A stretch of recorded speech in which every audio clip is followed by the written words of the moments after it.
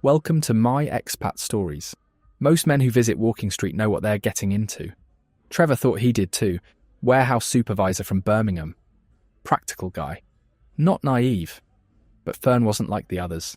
She was real, honest about her struggles. Didn't play games. He helped her for 8 months. £43,000 for her mother's treatment. For her new life away from the bar. Then he saw her photo. In a place he never expected. If you've ever been absolutely certain you were different, this story will shake you. Hit like and subscribe for more. Let's get into it. My name's Trevor. I'm 44, been working at the same warehouse in Erdington for 19 years. Supervisor now. Decent money. Steady work. The kind of job where you know exactly what you're doing every single day. I like that. Routine. Predictable. We were stuck in the house together for 3 months and realised we couldn't stand each other. No kids. Just 2 people who'd run out of things to say. We split the house sale 50-50. I moved into a flat in Sutton Coldfield. She moved to Wales with her sister. That was that.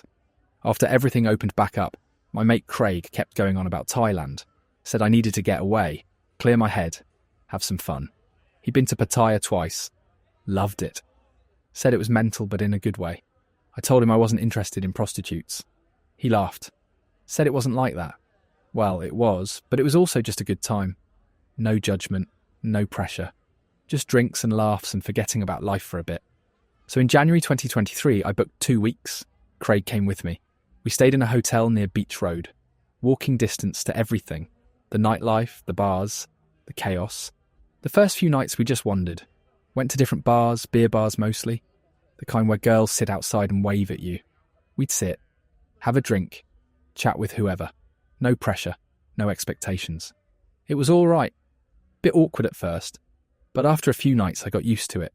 That's where I met Fern, a bar called Lucky Star. Small place, open air. Red lights, 6 or 7 girls working. She was sat in the corner. Not waving, not shouting, just sat there on her phone. I noticed her because she wasn't trying. Everyone else was working the crowd. She was just existing. I sat down, ordered a beer. She looked up, smiled. Not a big smile, just a normal one, like you'd smile at someone in a queue at Tesco. I asked if she worked there. She said yes. Asked if I wanted company. I said sure. She sat next to me. We talked. Her English was good, better than most of the other girls I'd met. She asked where I was from. I told her Birmingham. She didn't know where that was. I explained, middle of England, near London, but not London. She nodded, asked what I did. I told her I worked in a warehouse. She asked what that meant. I explained. Moving stock, managing orders, boring stuff. She said it didn't sound boring, sounded important. I laughed. Told her it wasn't important. Just work. We talked for an hour. She told me her name was Fern. She was 28. From a village near Buriram. Came to Pattaya 3 years ago. Needed money. Family was struggling. This was the best option. She wasn't proud of it. But it paid better than anything else she could do. I asked if she liked it. She said no. But what choice did she have? Go back to the village and work in the fields for 200 baht a day. Stay here and make 2,000 a night? Easy choice. Hard life. But easy choice. I liked her honesty. Most of the other girls I'd talked to played it up. Acted like they loved their job. Loved meeting foreigners. Loved everything. She didn't. She was just real about it. I respected that. Craig came over. Asked if I was all right. I said yeah. He winked. Said have fun. Went off with another girl. I stayed with Fern and we talked more. She asked if I wanted to go with her. I said no. Just wanted to talk. She looked surprised. Asked why. I said I wasn't really into that. Just liked the conversation. She smiled. Said that was different. Most men didn't come to Walking Street just to talk. I paid her bar fine anyway. The owner wanted 500 baht to let her leave. I gave it to him. Told Fern we could just walk around, get food, whatever. She said okay. We left the bar, walked down to the beach, sat on the wall, watched the waves, talked for hours. She told me about her life. Her mother was sick.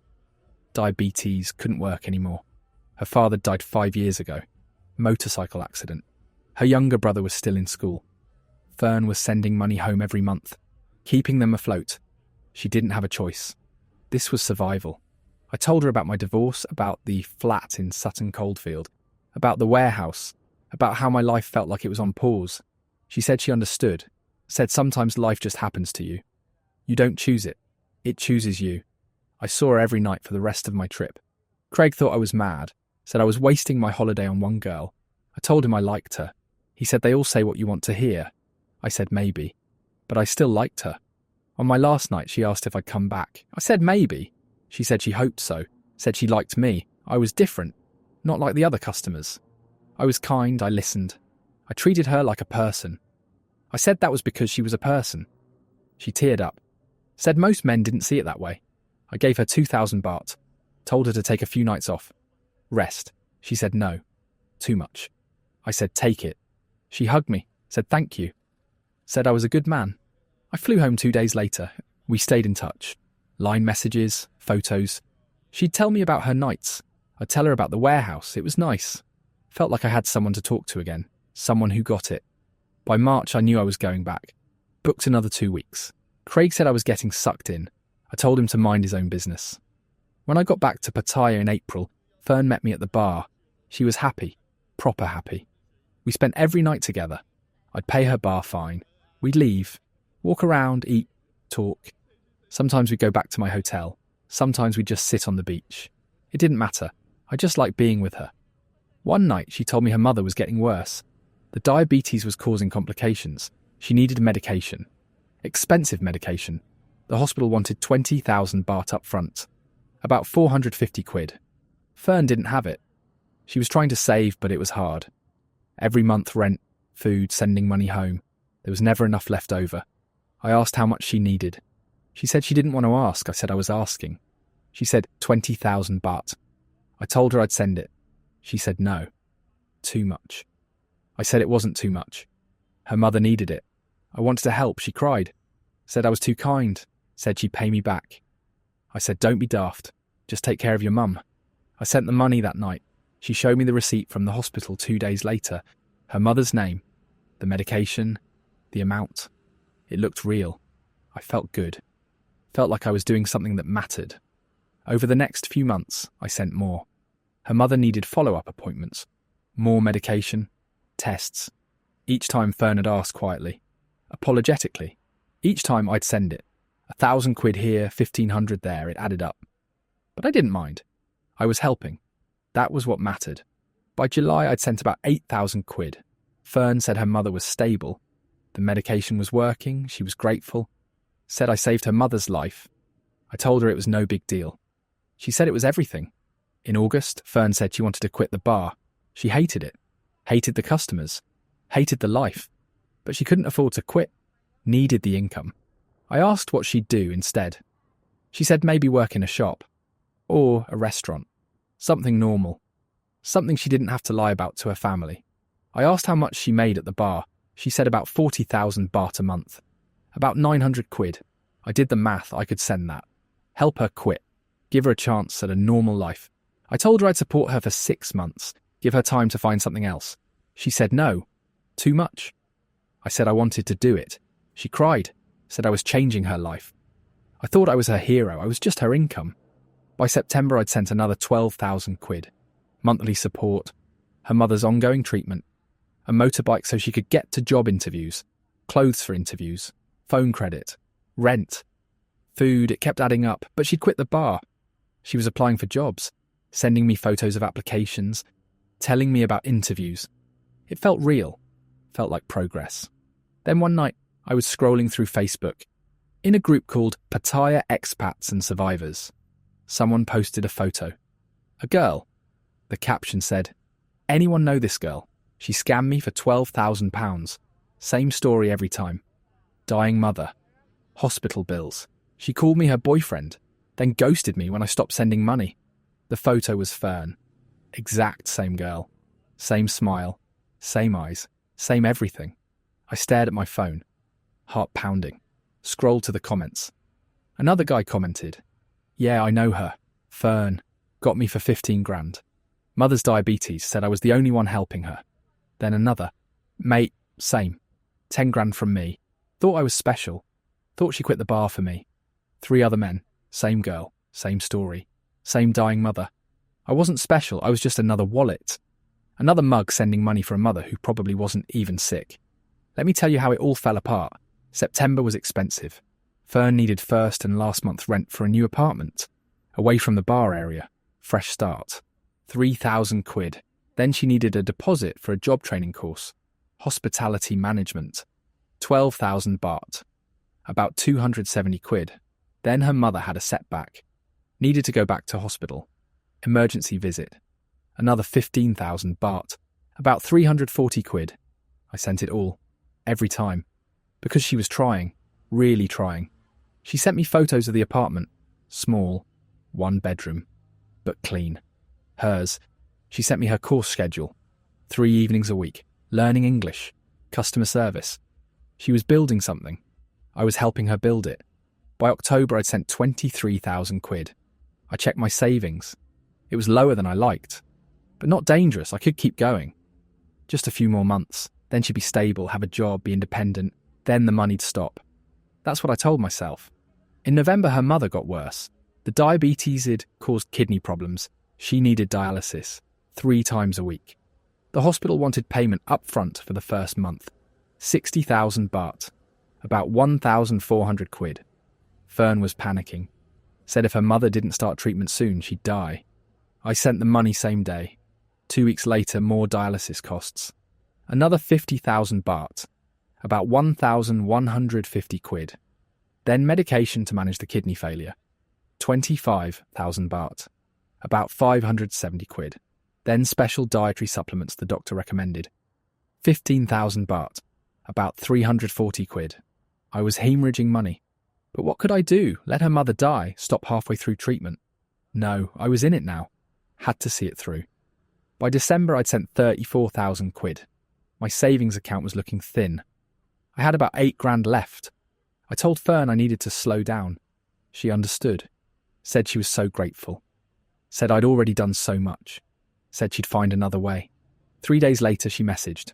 Her mother'd collapsed. Needed emergency surgery. The hospital wanted 80,000 baht up front. About 1,850 quid. If they didn't operate, she'd die. Fern was crying on video call. Begging. Please. I couldn't let her mother die. I sent it. Down to 6,000 quid in savings. Christmas was quiet. I worked through it. Extra shifts. Time and a half. Needed to rebuild my savings. Fern messaged every day. Thanking me. Telling me her mother was recovering. Telling me she loved me. I believed her. In January 2024, nearly a year after I met her, I was scrolling through Facebook. Bored. Late night. Couldn't sleep. I joined a few Thailand groups. Expat advice. Travel tips. That sort of thing. Mostly just lads sharing stories. Bar recommendations, visa questions. Usual stuff. Then I saw a post. Posted 20 minutes ago. Photo of a girl. Pretty. Smiling. I recognised her instantly. It was Fern. The caption said, "Anyone know this girl? Name's Fern. Works Walking Street. Got me for 12,000 quid over 6 months. Same story every time. Sick mother. Hospital bills. Diabetes treatment. She called me her boyfriend. Said I was different. Then when I stopped sending money, she ghosted me. Anyone else?" My chest went tight. I stared at the photo. Same girl. Same smile. Same Fern. I scrolled to the comments. 13 comments already. First comment. Mate, same. Fern from Lucky Star Bar. Got me for 10 grand. Mother's kidney problems, dialysis costs. Thought I was helping her quit the bar. She disappeared when the money dried up. Second comment. Damn, same girl. 15 grand from me. October through December last year. Mother's diabetes complications. Surgery costs. She said I was the only one who understood her. I'm in the UK now. She blocked me online 2 weeks ago. Third comment. Guys, Fern. Yes, I know her. 7 grand. Same story. Sick mother in Buriram. Hospital won't treat without payment. I sent money for 4 months. Then she said her mother died. Asked for funeral costs. I said no. She blocked me. I kept scrolling. More comments. More men. Different amounts. Same girl. Same story. Same sick mother. My hands were shaking. I put my phone down. Walked to the kitchen. Made tea. Sat down.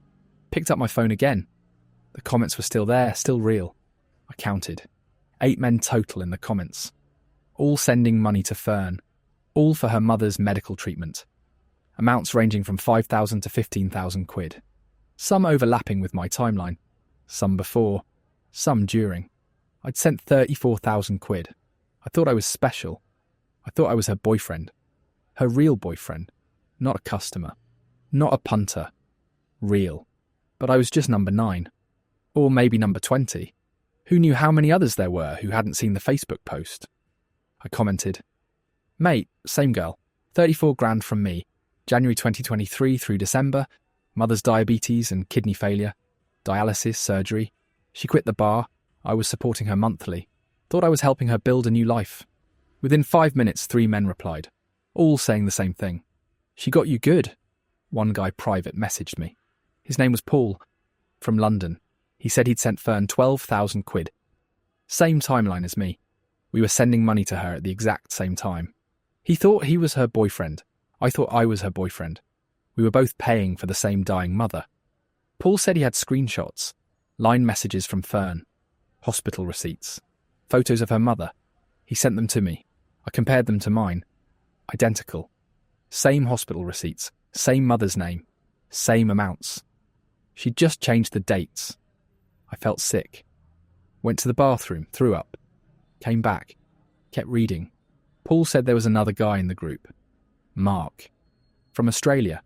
He'd gone to Pattaya in December to surprise Fern. Wanted to meet her mother. Thank her for raising such a wonderful daughter. When he got to the village address Fern'd given him, the house was empty. Abandoned. No one had lived there for years. He went back to Pattaya. Found Fern at Lucky Star Bar. Working. She saw him.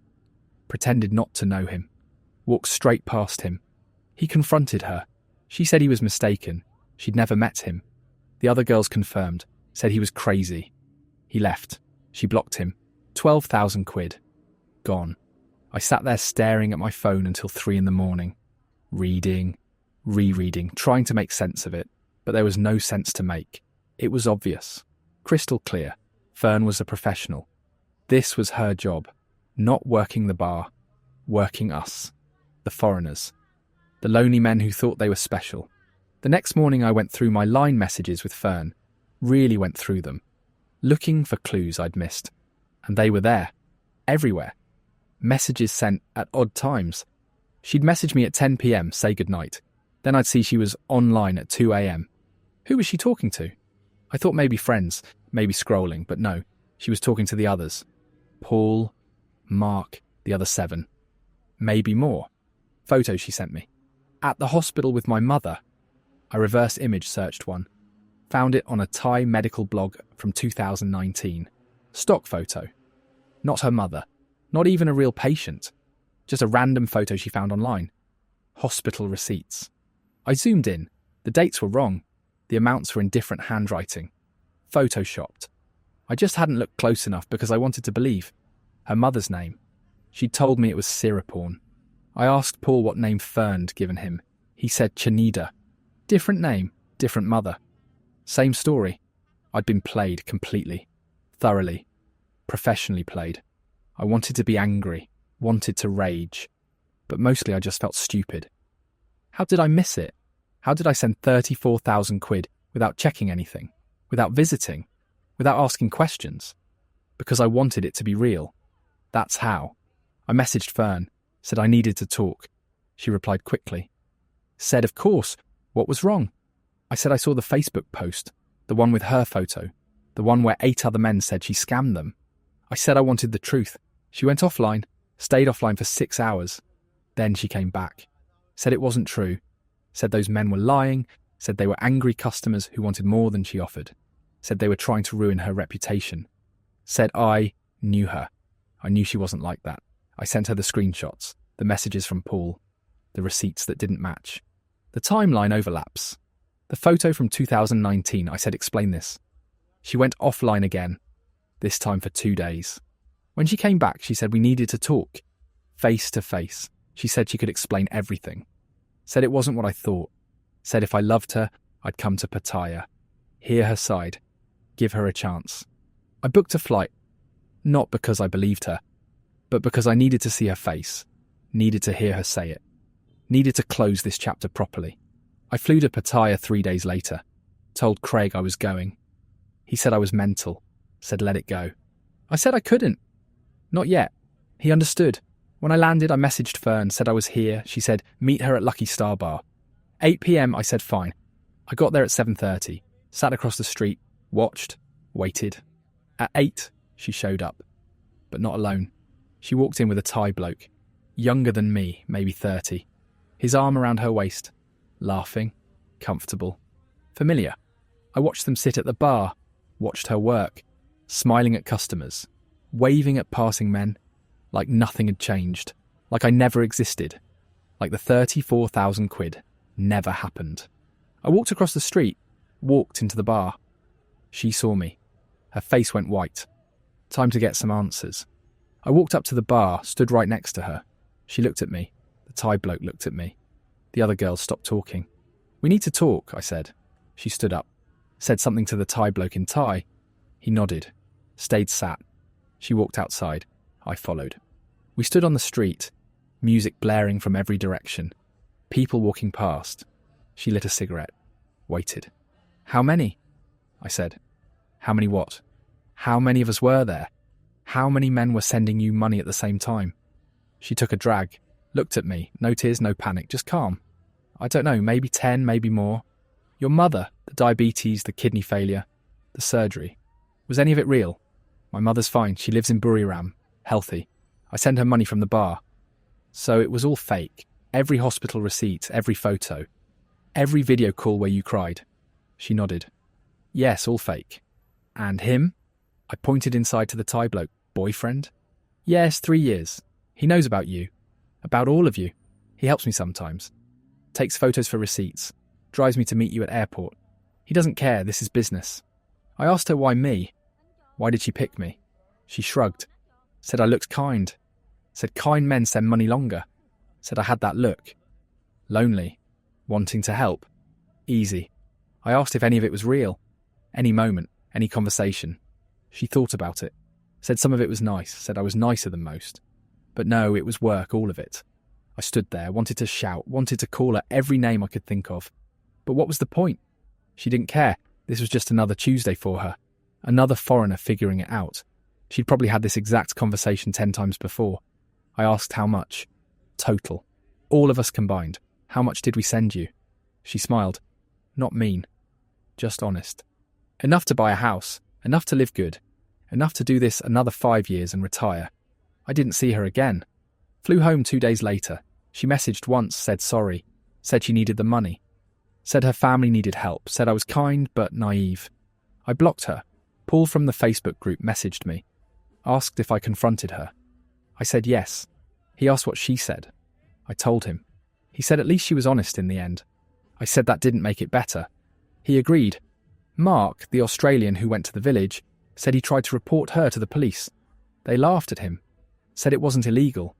She didn't force him to send money. He gave it willingly. No crime committed. He left Thailand and never went back. I'm back in Birmingham now. Back at the warehouse. Back to the same routine. Same streets. Same people. The flat feels the same. Empty. Quiet. But now my bank account matches. I told Craig. He didn't say I told you so. Just bought me a pint. Let me talk. That was enough. My savings are gone. 43 grand gone. I'm rebuilding. Slowly. Extra shifts. No holidays. No nights out. Just work and save.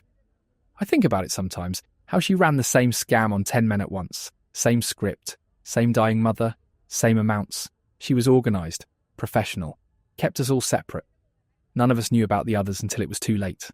That takes skill. Almost impressive if it wasn't my money. I wonder how much she made total. If I sent 43 grand and Paul sent 12, and Mark sent 12, and the others sent between 5 and 15, that's over 200,000 quid. Maybe more. Split with her boyfriend. Living well. No consequences. The Facebook group still posts about her, new victims every few months. Same story, same dying mother. We warn them. They don't listen. Because they think they're different. They think she's real with them. Just like I did. I learned something though. Learned that you're different is the most dangerous thing someone can say. Because it makes you ignore everything else. Ignore the red flags, ignore the inconsistencies, ignore your gut. You want to be different so badly that you make yourself blind. I also learned that some people are just better at lying than others are at spotting lies. Fern was world class. I was amateur hour. Simple as that. That's my story. 43,000 quid to a woman who had 9 other boyfriends at the same time. A mother who wasn't sick. And a Thai boyfriend who helped her Photoshop hospital receipts. The worst part, I saw the Facebook post, saw 8 other victims, read their stories. And I still flew to Pattaya to give her a chance to explain. Still wanted to believe. Even after all the evidence. Even after everything. That's how good she was. And how desperate I was to be special. And that was Trevor's story. 43,000 quid. 10 men. 1 dying mother who was perfectly healthy in Buriram. Trevor's not special. None of them were. They were just numbers. Wallets. Part of a system Fern perfected over years. The Facebook group still warns new victims. But they never listen. Because everyone thinks they're the exception. Everyone thinks their girl's different. Have you ever ignored obvious evidence because you wanted so badly to believe? Let us know in the comments. And if you've got a story from Thailand, we want to hear it. This is my expat stories. Trust your gut, not your heart.